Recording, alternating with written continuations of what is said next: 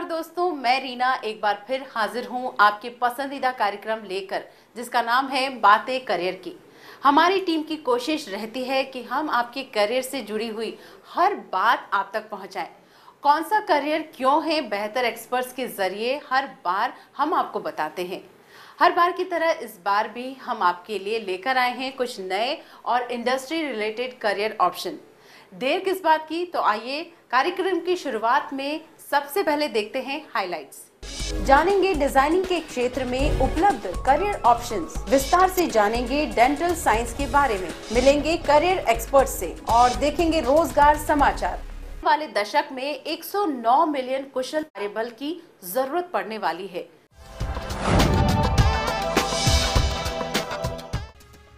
हालिया जारी की गई एक रिपोर्ट के मुताबिक 24 सेक्टरों में तकरीबन 109 मिलियन स्किल्ड युवाओं की आने वाली 10 सालों में जरूरत पड़ने वाली है। ये रिपोर्ट राष्ट्रीय कौशल विकास निगम के द्वारा तैयार की गई है। China today with a population of around 1.4 billion has 47% of the skilled workforce which is skilled. Australia has, which is not a huge population, but still has 65% of the workforce which is skilled. UK has about 68% of the workforce which is skilled. Germany has 74% of the workforce which is skilled.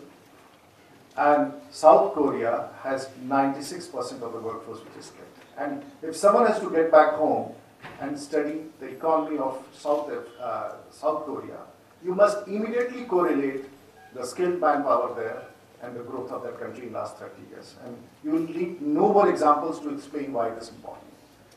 And where do we stand? We stand at just 2%. Some may dispute it, we can bring it to 3%, maybe 4%. Report के मुताबिक तकरीबन 10 ऐसे क्षेत्र हैं जहां सबसे अधिक युवाओं की जरूरत पड़ने वाली है।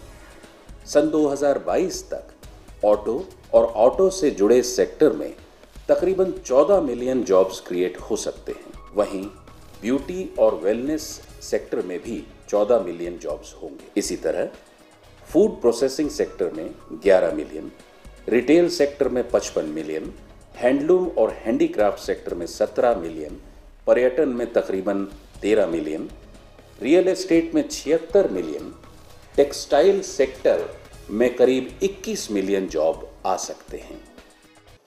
देखिए, अपैरल और टेक्सटाइल सेक्टर में फिलहाल करीब 1.5 करोड़ लोग काम करते हैं इस सेक्टर में। और ये जो रिपोर्ट बनी है human resource and skill requirement report, इसके मुताबिक 2022 तक करीब करीब 2 करोड़ और 10 लाख लोगों की ज़रूरत पड़ेगी अपैरल और टेक्सटाइल सेक्टर में। इसका मतलब है कि इंक्रीमेंटल इंक्रीज वो रहेगा करीब करीब 60 लाख। तो 60 लाख एडिशनल आदमियों की हमें ज़रूरत पड़ेगी। प्रधानमंत्री की कोशिश है कि स्किल इंडिया के तहत युवाओं को स्किल करके उनको रोजगार परख बनाया जा सके।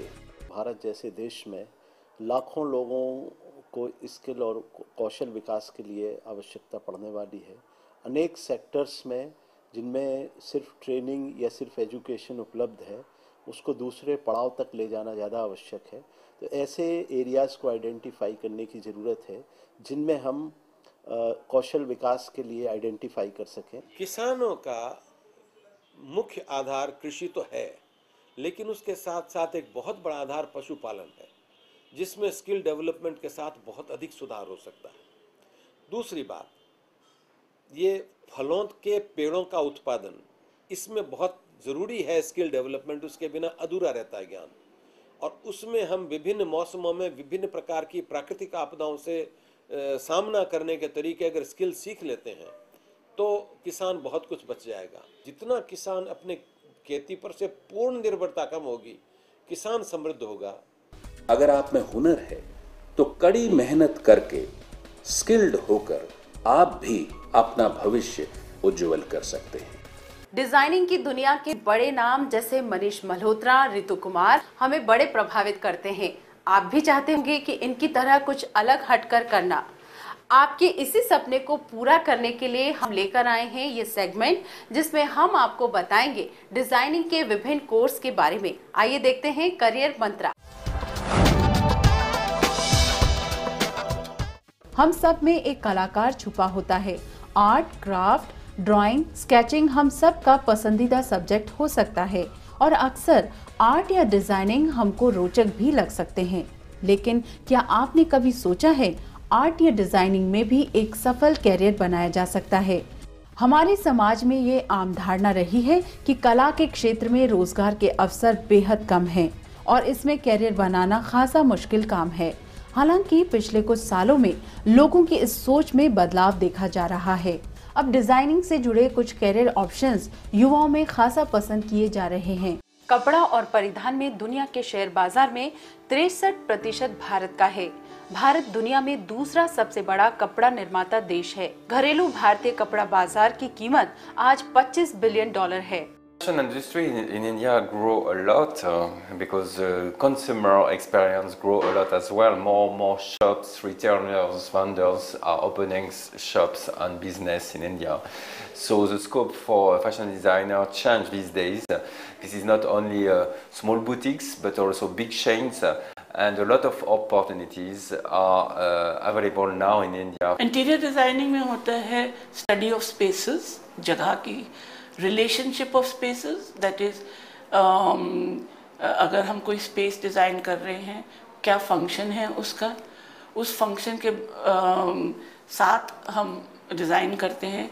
जो उसको यूज़ कर रहा है वो क्या चाहता है, वो किस तरह से चाहता है, किस तरह से हम उस इकोनॉमिकल स्पेस में उसको वही चीज़ें दे सकते हैं, एस्थेटिकली उसको कैसे हम सुंदर बना सकते हैं। Actually, interior design and product design.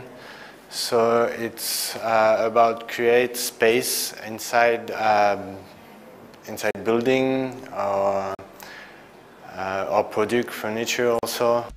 हालांकि डिजाइनिंग तो कई प्रकार की होती है, लेकिन कैरियर के हिसाब से अगर देखा जाए तो डिजाइनिंग के कुछ खास हिस्से हैं। मसलन interior designing, fashion and textile designing और प्रोडक्ट डिजाइनिंग। इस कोर्स में पहले साल छात्रों को फाउंडेशन कोर्स की जानकारी दी जाती है और दूसरे साल से छात्र छात्राएं अपने पसंद की ब्रांचेस में जा सकते हैं।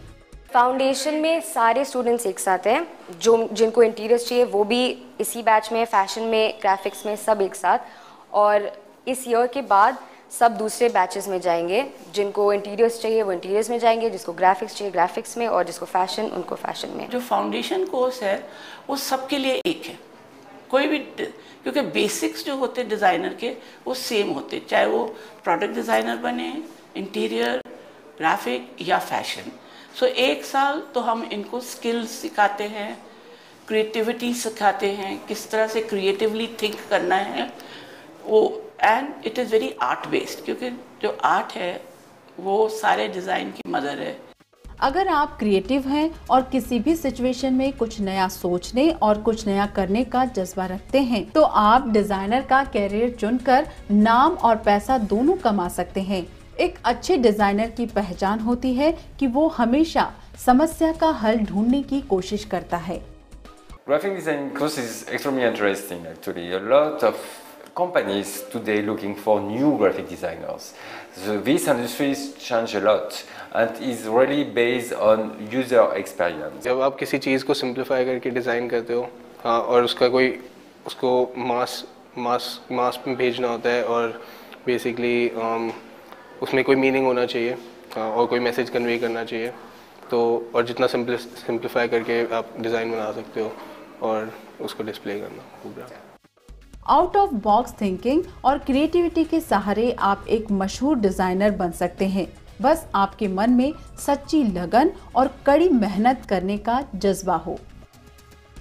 जाइएगा नहीं, मिलते हैं एक ब्रेक के बाद।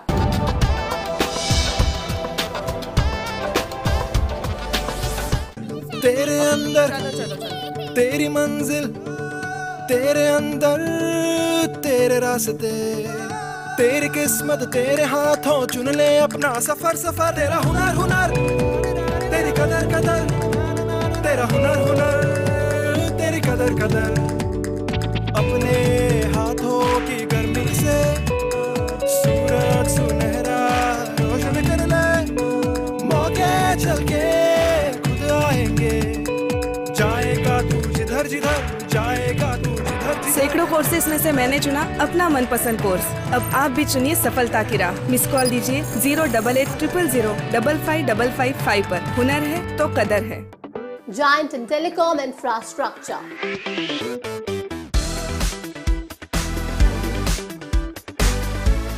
Customer trustworthy services.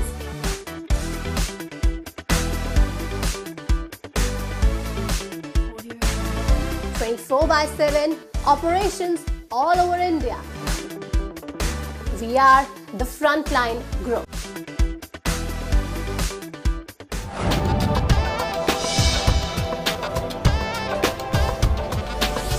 करियर दर्पण में आप देख पाएंगे डेंटल साइंस में मौजूद विभिन्न करियर ऑप्शंस के बारे में। BDS, MDS जैसे कोर्स की पढ़ाई करके न केवल आप सफल डॉक्टर बन पाएंगे बल्कि अपने सपनों को पूरा कर पाएंगे। तो देर किस बात की, देखते हैं ये सेगमेंट। हमारे देश में डॉक्टरों को भगवान के बराबर दर्जा दिया गया है, क्योंकि सिर्फ डॉक्टर ही है जो हमारी मदद कर सकते हैं एक स्वस्थ जीवन व्यतीत करने में। इस क्षेत्र में रेस्पेक्ट के साथ खासा ग्रोथ भी देखी गई है। MBBS के अलावा आप BDS करके भी डॉक्टर बन सकते हैं। इंडिया के साथ साथ आउट ऑफ इंडिया भी बहुत ज़्यादा डिमांड है। पर्टिकुलरली पूरे UAE को इंडिया ही कैटर करता है, और इवन कि अब UAE के साथ साथ इंग्लैंड तक भी भारतीय डॉक्टरों की डिमांड बढ़ती जा रही है, क्योंकि यहाँ के स्टैंडर्ड्स अब बढ़ते जा रहे हैं। ग्लोबली एनवायरनमेंट में अगर हम जाते हैं तो इंडियन डेंटिस्ट्री के मुकाबले जो दूसरी डेंटिस्ट्री है उसमें बहुत फ़र्क है। हमारे यहाँ पे कॉस्ट इफ़ेक्ट बहुत कम है, जबकि हम आउट ऑफ इंडिया जाते हैं तो कॉस्ट बहुत ज़्यादा है। इलाज सेम है, इलाज में कोई चेंजेस नहीं है, लेकिन उन लोगों ने इलाज की कॉस्ट इसलिए ज़्यादा बढ़ा दी है कि डेंटिस्ट्री के अंदर इंश्योरेंस अलाउड नहीं है, और विदेशों में जहाँ इंश्योरेंस अलाउड नहीं है उसका इलाज बहुत ज़्यादा महंगा हो जाता है। तो प्रिफरेबल यही करते हैं कि आउट ऑफ इंडिया के लोग भी इंडिया में आके डेंटिस्ट्री का इलाज करा रहे हैं।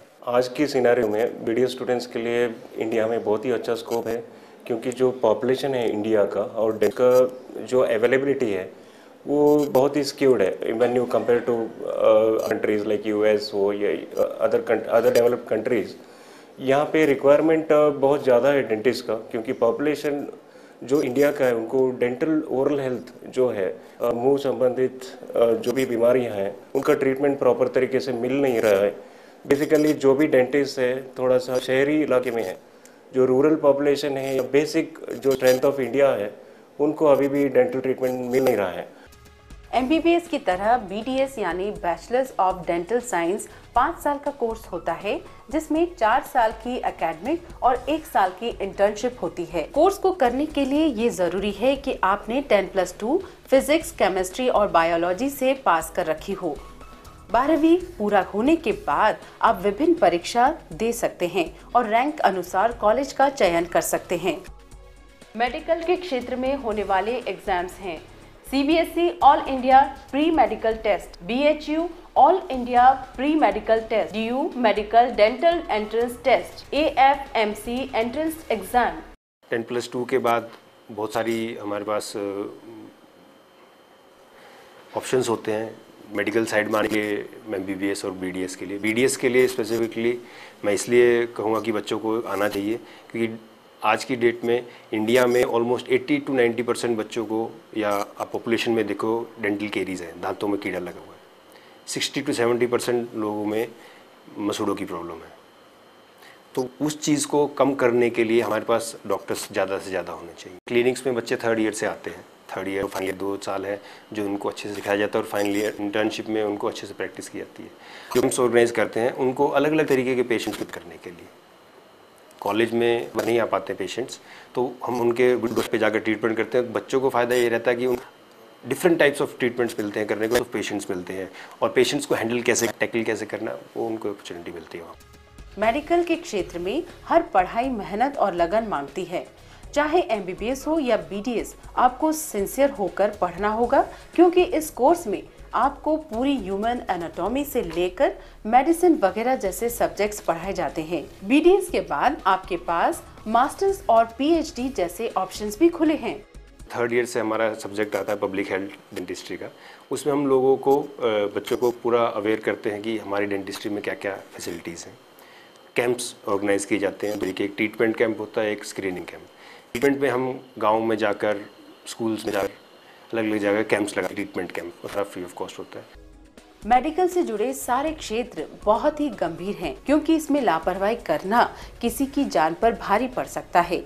ये कोर्स करने से पहले अपने आप को पूरी तरह से तैयार कर लें। मेक इन इंडिया प्रोग्राम से देश की मैन्युफैक्चरिंग सेक्टर में अच्छी खासी बढ़ोतरी देखी गई है। इससे मैकेनिकल इंजीनियरिंग की पढ़ाई कर रहे छात्रों को खासा फायदा होने वाला है। हमेशा से ही साइंस स्ट्रीम के छात्रों के लिए इंजीनियरिंग एक लोकप्रिय करियर ऑप्शन रहा है।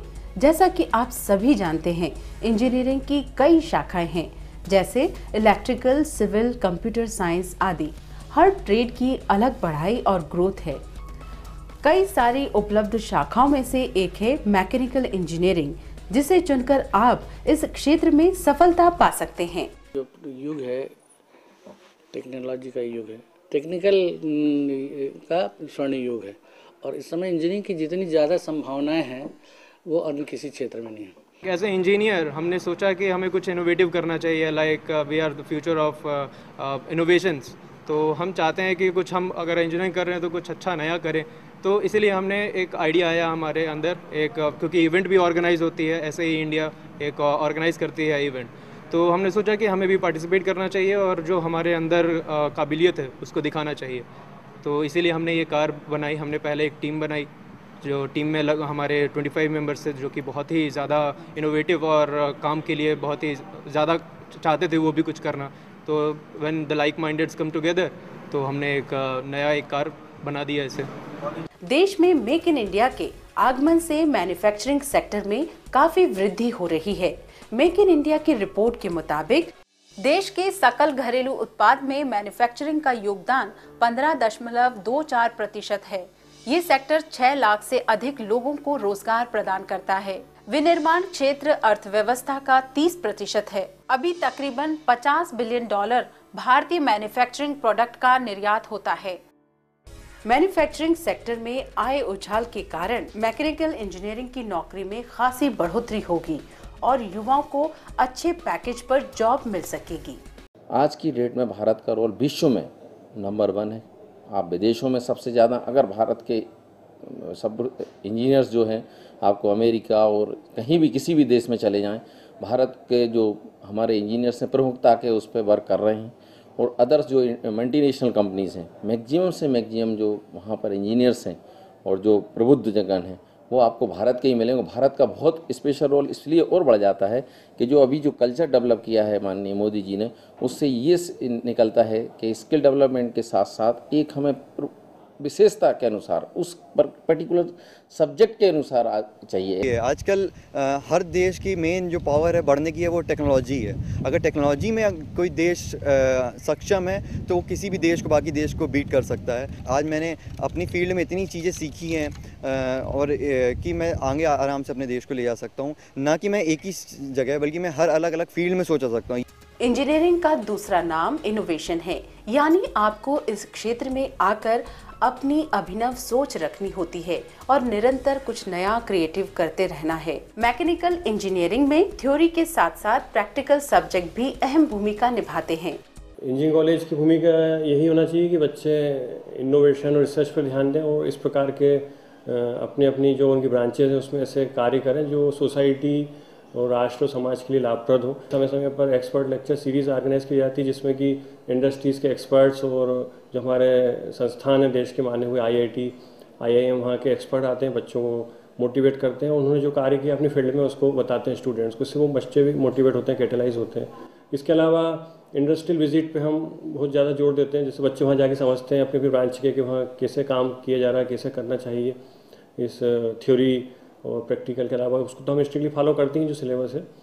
और इसके अलावा जितने भी डिफरेंट क्लब्स हो सकते हैं जो बच्चों के ओवरऑल डेवलपमेंट के लिए आवश्यक हैं, वो हमारे काफ़ी एक्टिव हैं।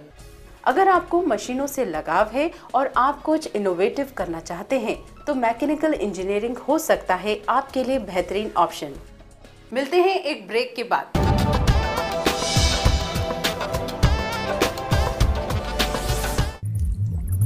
एक मिस्ड कॉल में क्या रखा है? एक मिस्ड कॉल देने से क्या बदल सकता है?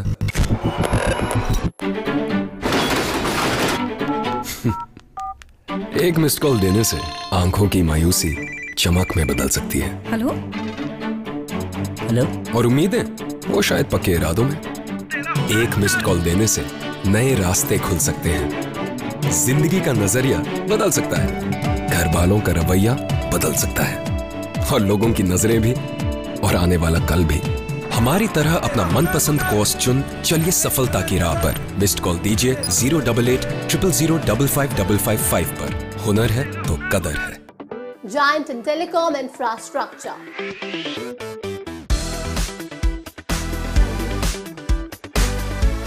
Customer trustworthy services.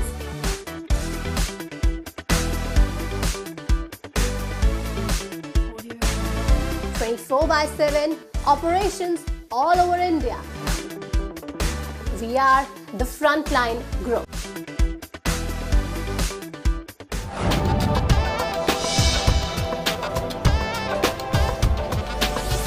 आज के इस प्रोग्राम में इस बार हमारे काउंसलर आपके लिए लेकर आए हैं हार्डवेयर के क्षेत्र में उपलब्ध रोजगार के अवसर के बारे में जानकारी।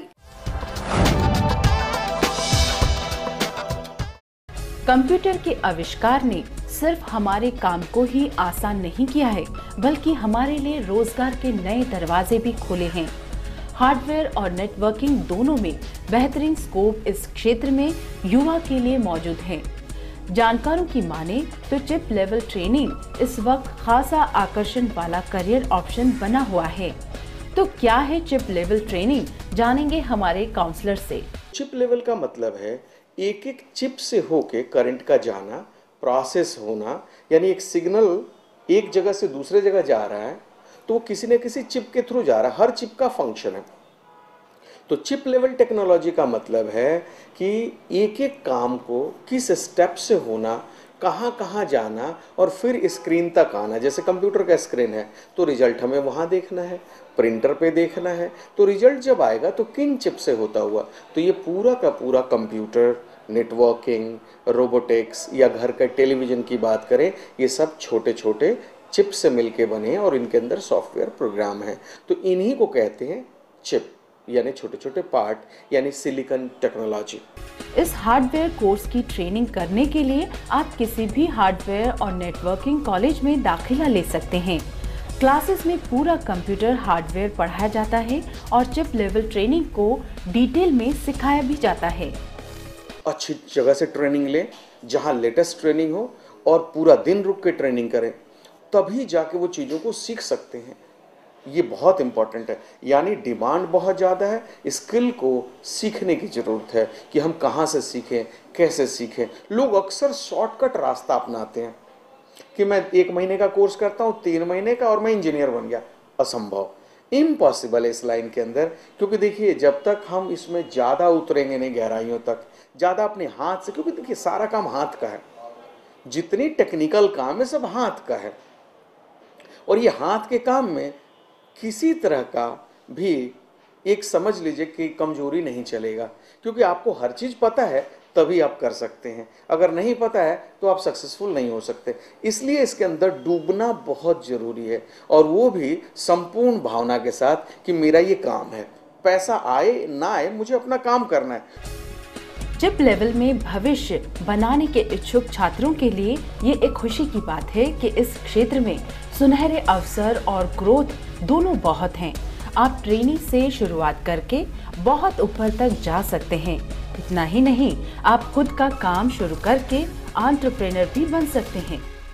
चिप लेवल के बारे में हम बात करें, ग्रोथ की बात करें, प्रोस्पेक्ट्स की बात करें, तो 1.5-2 साल की ट्रेनिंग है और 1.5-2 साल फील्ड में स्टाइफन पे काम करना होता है।